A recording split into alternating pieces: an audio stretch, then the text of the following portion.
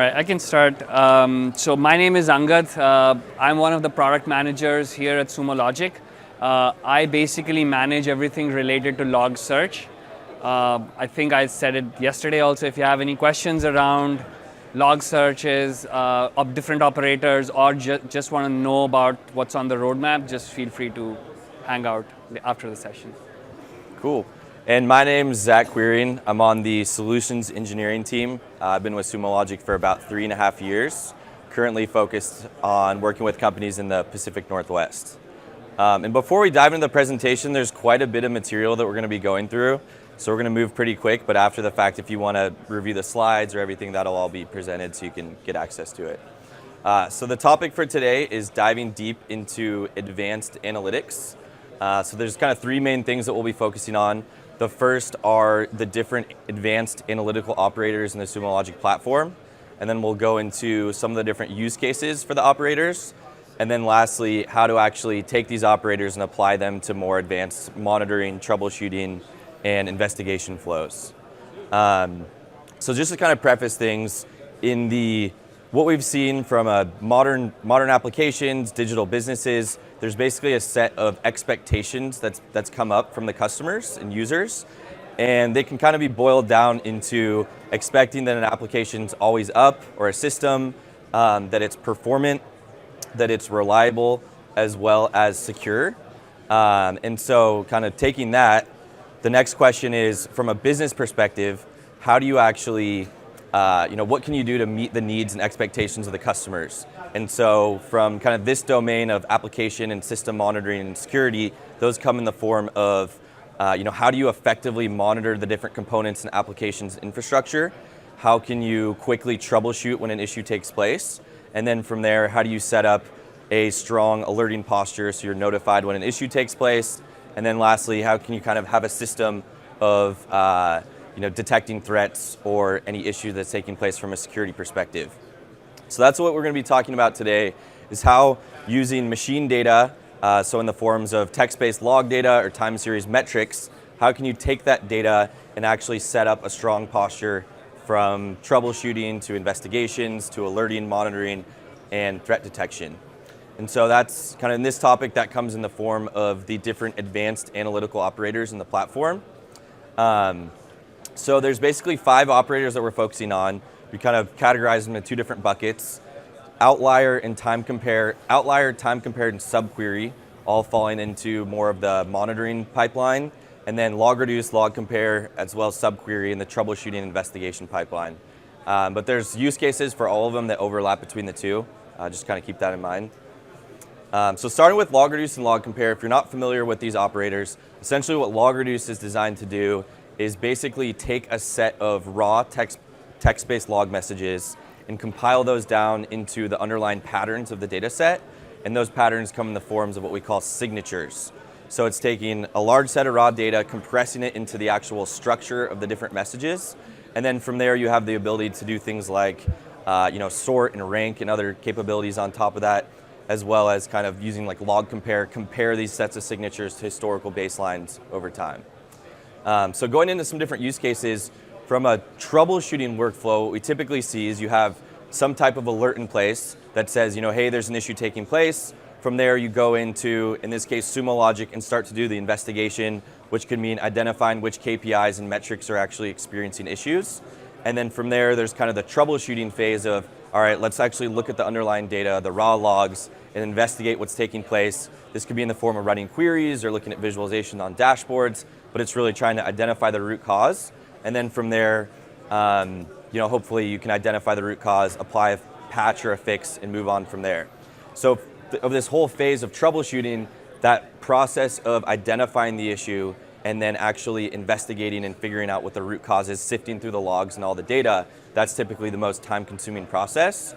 And you're taking valuable time away from developers and engineers who, rather than investigating things, should actually be working on building new functionality and advancing the platforms. So this is kind of a use case tying back to that, where basically alert's been fired. That'll take us to a dashboard. In this case, we're monitoring one of our microservices, which is the services microservice.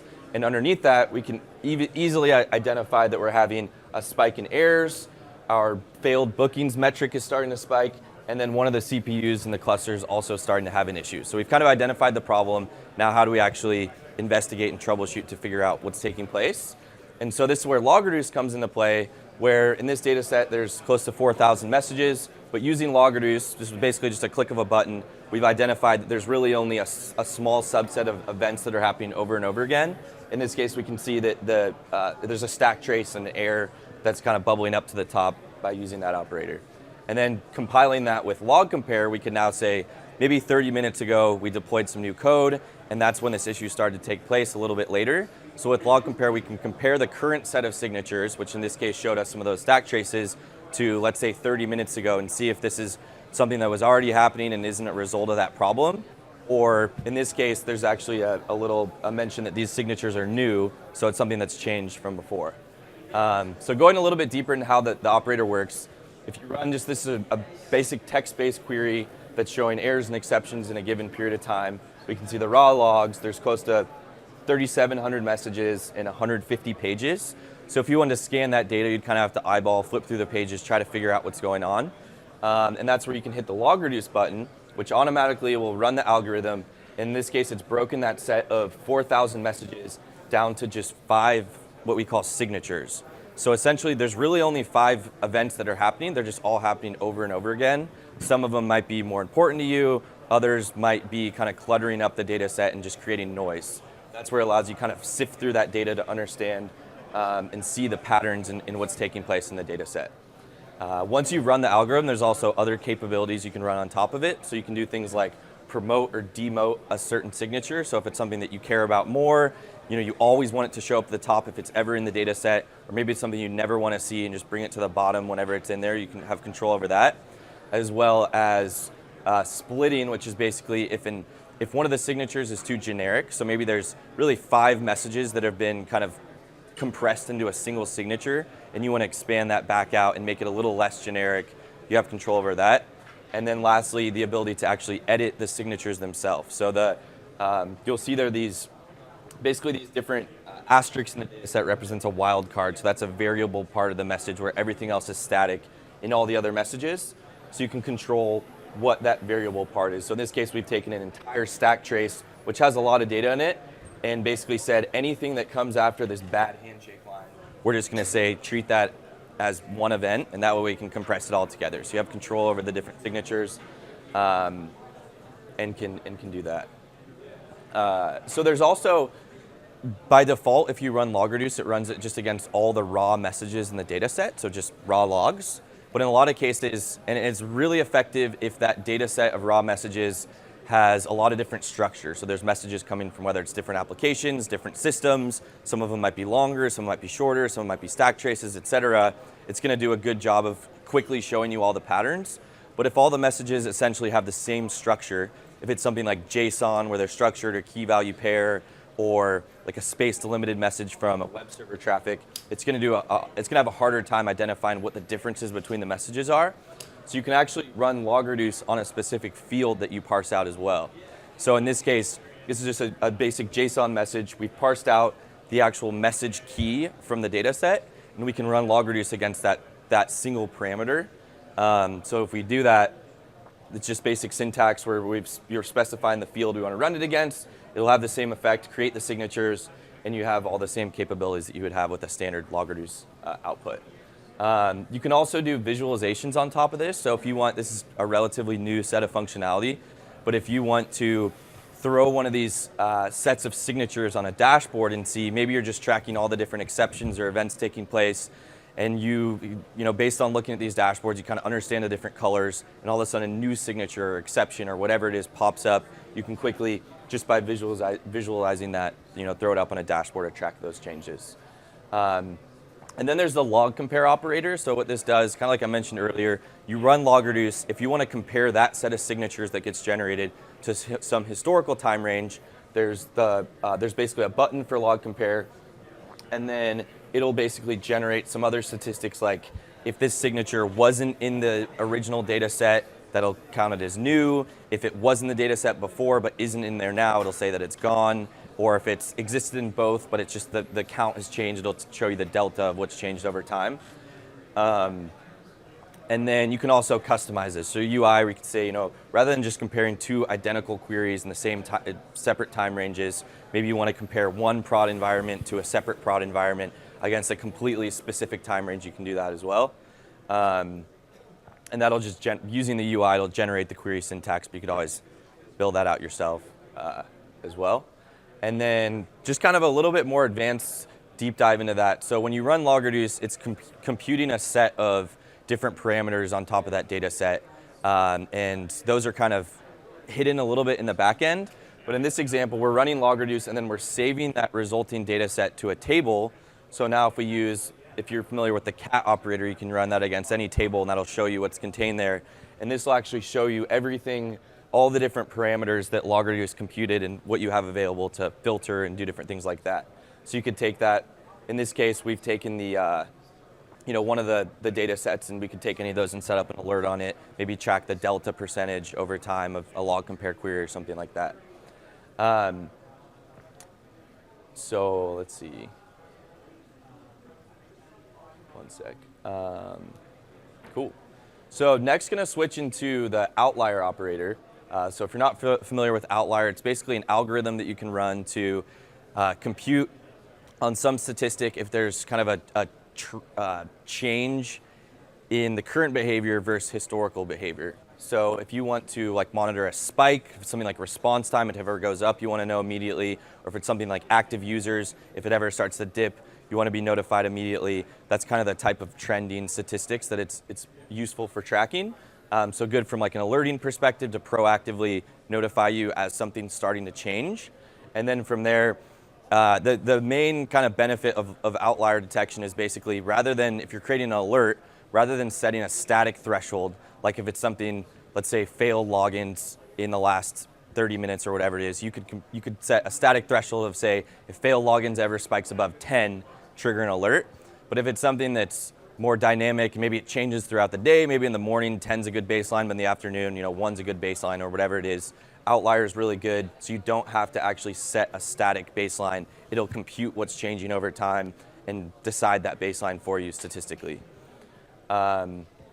So kind of in the monitoring spectrum, you have, you basically select which metrics or KPIs are most important to you, and then from there, you're selecting what we call the view, or this is kind of how you actually want to monitor this statistic or data set.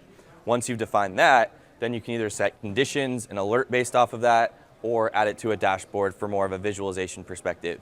But the most effective piece of setting up good alerts or good dashboards is having a proper view of how you actually want to track and visualize and monitor that data. So this is an example of our actual own internal environment. We're tracking the what we call non-interactive searches. So these are things like scheduled views or scheduled searches, et cetera. And this is from PagerDuty. We get a notification, and this actually shows the underlying query that we've basically decided that using outlier detection is the most effective way to track this particular statistic. And then from here, we can go into the dashboard visualization where we can see that same statistic in this use case is starting to decline. At least in this case, the performance is starting to decline. So now we'd start more of the troubleshooting pipeline, use log reduce, et cetera, to investigate that. So it's some different kind of example use cases.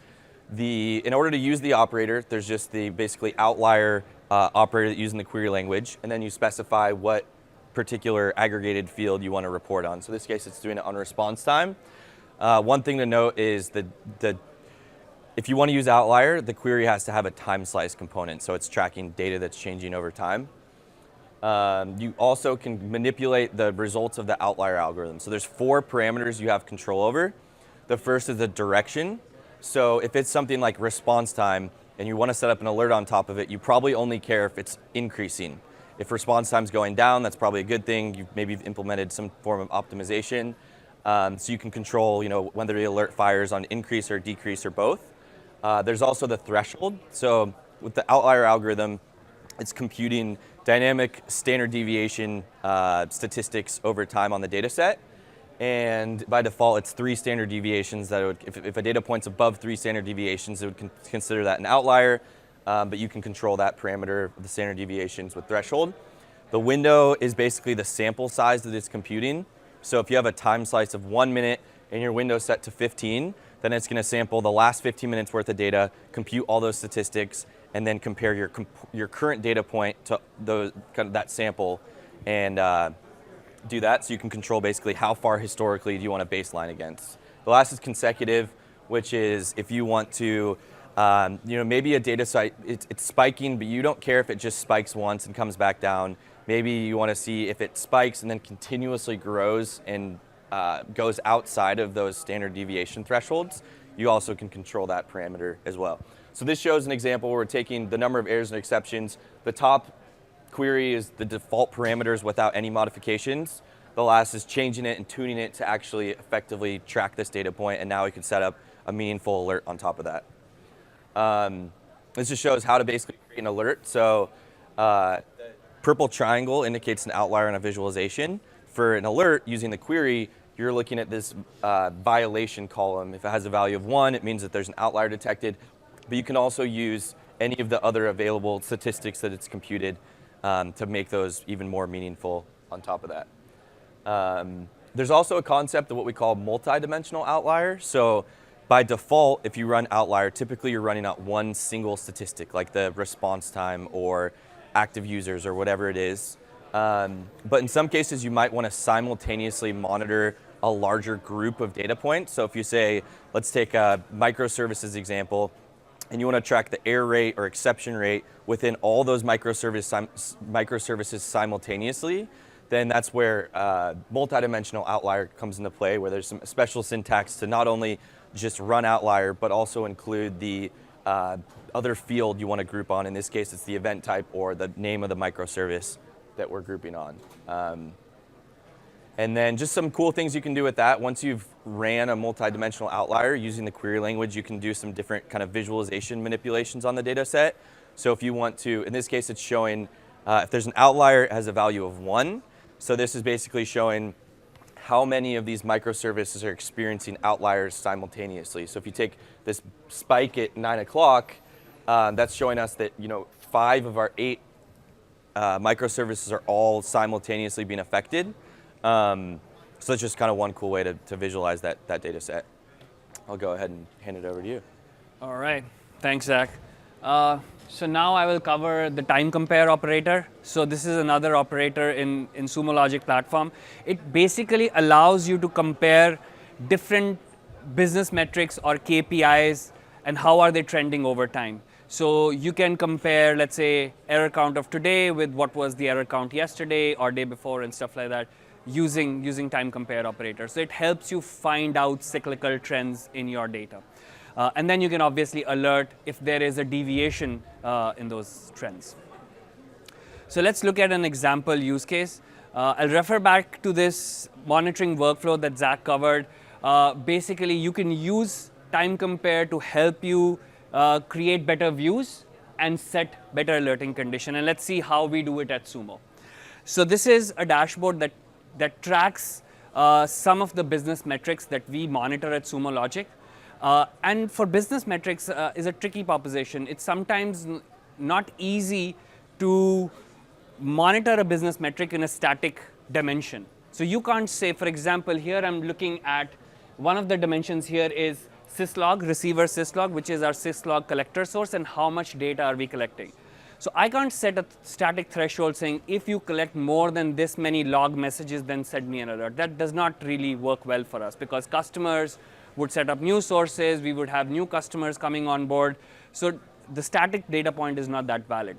So what you want to do is compare with the historical average, in this case I would want, to see whether I'm collecting more data or not. If I am collecting more data, then I might need to provision more resources to support collecting from those sources, right? So our development team can proactively go and provision resources based on that. The other example, the one at the top, that weird looking histogram at the top, talks about basically the retention drop. Retention is how much of your data do we cache in Sumo Logic. So if we are not caching what is stated in your contract, then that's a bad thing. Now you would say that we know you specify a very static value in the contract saying we will cache 15 days worth of data or we will cache 20 days worth of data. But it is not as static as you would think. People update their contracts all the time, so updating these values become tricky. So what we do is we look at your retention over the last 2 or 3 weeks and then compare your retention to today. And if there is a drop in your retention, then we go and handle those situations so that you don't have a bad experience in using Sumo Logic. So now let's look at how you guys can use time compare operator to basically create the same sort of impact in your businesses. So the basic level syntax is you have this operator both in logs and metrics world. The logs land has a more clunky syntax. So you specify what we say compare keyword with time shift, and then you specify a bunch of different parameters here that tell you what sort of a comparison you want to do over time. And I'll cover some of that in the subsequent slides. So here is a basic example. I want to track errors in one of my components over a period of time and then compare it with what was happening with yesterday. So what I do is I write a query. So I do source category equals to stream, which is the name of my component, error, time slice it by 1 hour, and do a count by time slice. And then what I do is I hit the time compare button here and then compare what was the error count yesterday. So I can see in this chart that the error count today has gone up significantly over yesterday, so that might be something that I'm interested in. You could also do more than one, compare with more than one data points. You can say, I want to compare the same error count with the last 2 days. So here you have 3 different lines, one representing error count today, one representing error count yesterday, and one day before. So you can have a better comparison point. So now I can look at it and say, yes, there's definitely something wrong. Last 2 days, the error count was relatively in the same range, but today it has gone up at this time period, at 7 p.m. Right?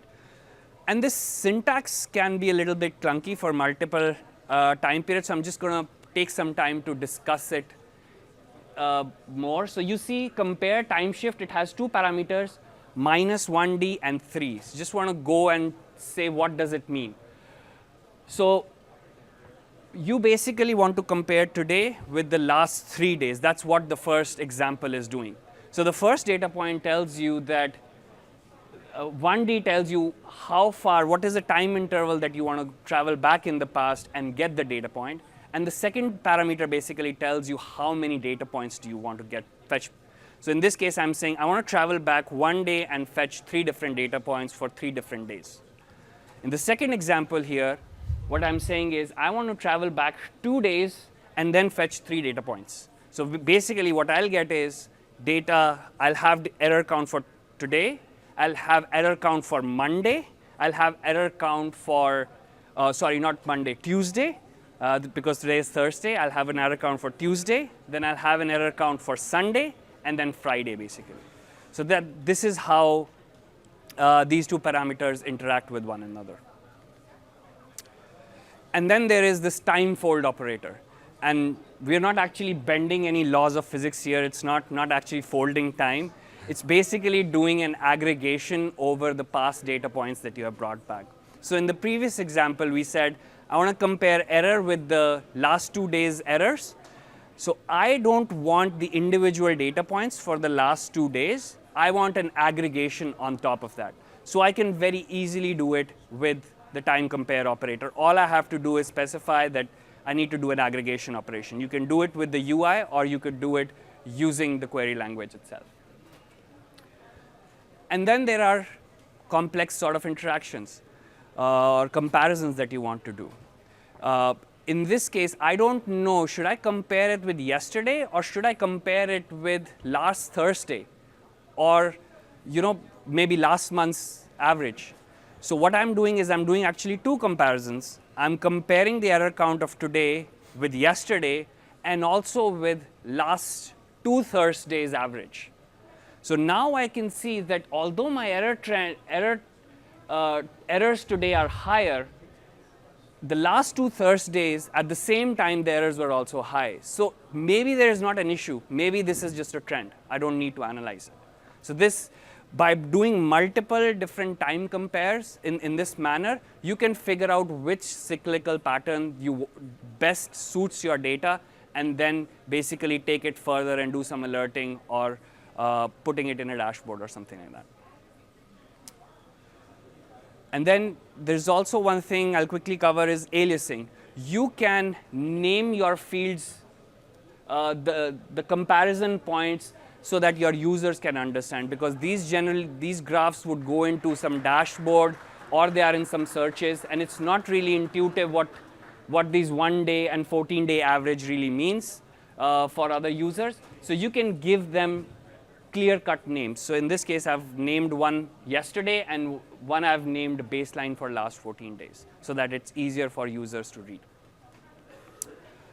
And then basically, once you've identified a specific condition, you know, I've identified a cyclical pattern, and I know what this is the right pattern to observe, then I can go and alert on that. So basically, what I do here is I do a delta of what is happening today versus my historic comparison, and then say if the delta is above a certain threshold, then just alert on that. So I'm basically saying here, if my error count is more than 40% of last 2 days average, then I just alert me so that I can take remedial actions. All right. So now we'll move on to the last set of advanced operators that we're going to cover in this session, which is called SubQuery. SubQuery operator basically allows you to correlate data from different events. So if you have different sort of sources and you want to correlate data from those sources, you could use the SubQuery operator to do those correlations. You could also compare data from different time periods, just like time compare, but you could do it on completely different sources. So it's like a much more powerful version of time compare in one respect. So let's look at like the use case of SubQuery.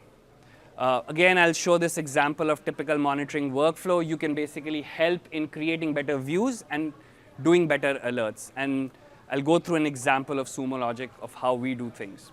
So this is one of our playbooks. We have multiple playbooks. If we find that some metric is not acting the way it's supposed to, then our developers go and execute on these playbooks to identify what's going on. What actually is happening, what is the remedial step that they're going to take. This particular playbook talks about garbage collection. So if garbage collection is happening a lot on my search nodes, then go to this playbook and then identify how to remediate it. So the two panels that are highlighted here basically talk about queries that can be causing the garbage collection issue because they're consuming too much memory or too much resources in the system. And they are built using SubQuery.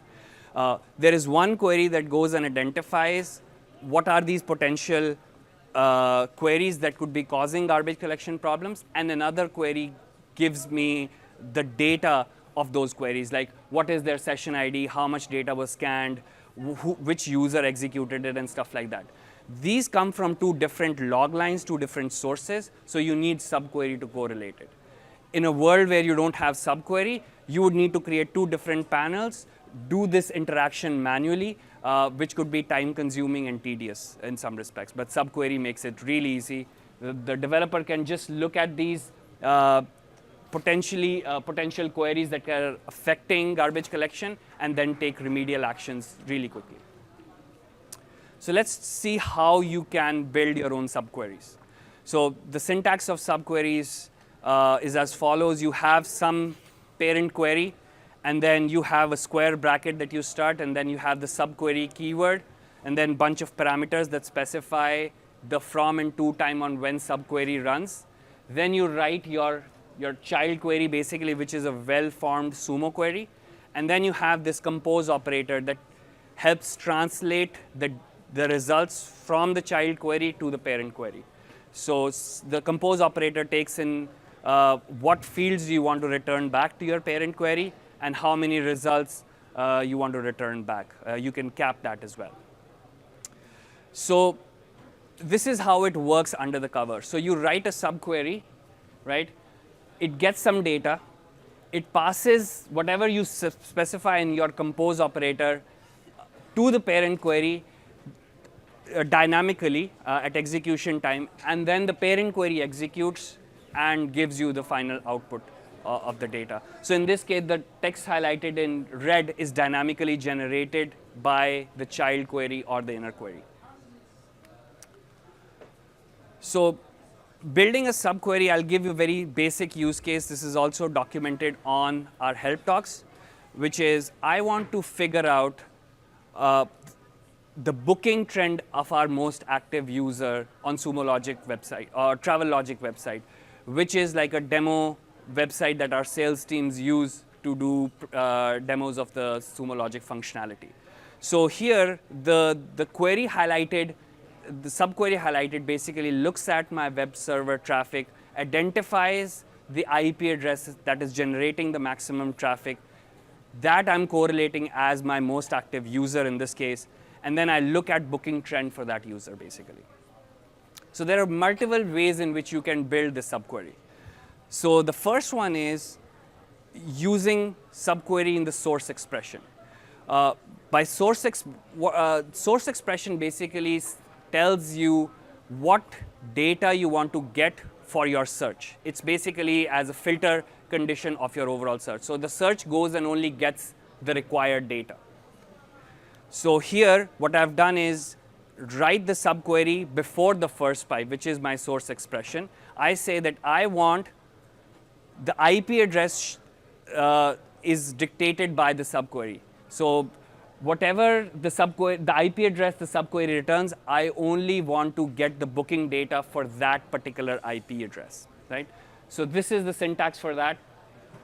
And you can see here below, what I've done is I've copied the entire child query into a new tab and executed it.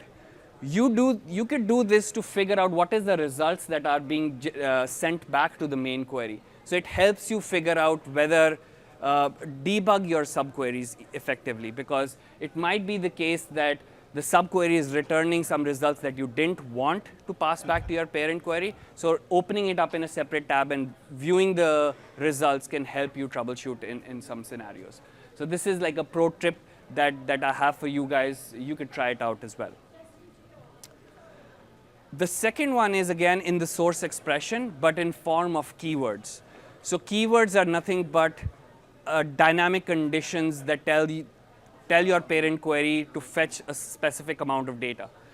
In the last particular example, we only said we want a particular data from a particular field, but in this case, I'm just saying I just want to search for a free-form search for a given keyword, which is returned by my child query. So to do this, you specify a keyword at the end of the compose operator that tells the subquery that return the results in a specific format. And if you see here, the output is very different than the earlier output. The earlier output was in key value pair. This is only in the format of a string that is returned back to the parent query. So that's another way of building a subquery. If this is valid for cases where you do not have, let's say, like in my last example, you had a source IP field as in your parent query. If you don't have fields, if you want to scan your raw message, the entire raw message, then you would want to pass that back as keywords. You could also use subquery in filter expressions. So just like where clause, if clause, etc. So here I'm building the filter expression for where clause using the subquery. So what I do is I say where, and then I write my subquery, and that basically helps generate the filter expression of subquery. The difference between this approach and the earlier approaches is when you write something in filter clause, the system goes and gets all the data and then removes some data based on your filter expression. But in the first case, the system does not even get the garbage data because you specified it in your source condition. At the first go, it only gets the relevant data that your query requires. So it performs a bit more optimally, but there are cases where you can't really do that. You need to do it as a filter expression, so we support that in SubQuery as well. Right? And then you can do subqueries on different time periods. So here I've modified my example a bit. So I want to look at the most active user on my platform for the last 7 days and get the booking trend for that user for only 1 day, for today. So here you would see in subquery, I've specified -7 days that says, go look at the IP address that is generating the most traffic in the last 7 days, right?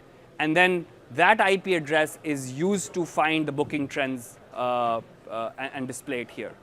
And so the parent query and the child query run on completely different time periods. Here I've used a relative time period. You could also use an absolute time period if you want to. So you can say starting from this date and this time to ending to this date and this time. Very, very specific. And lastly, you can also pass back additional fields from your subquery to the main query. You saw in these previous example, I only pass back what we call as the correlation key, the IP address, which is the important field. But in this case, in this example, what I'm doing is I'm interested in the page visited by the most active users. I want to pass back that information from my child query to the parent query. Now, this is not a key field. I cannot pass it back in my compose operator. So what I can do is I can basically save the data of the subquery into a lookup file and then do a lookup operation in my parent query, retrieve that data, and append it to the final results.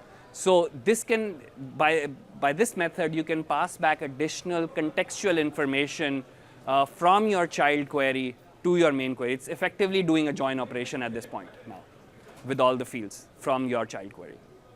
Right? And that is it. We are already overboard, but thanks for listening patiently. Thank you.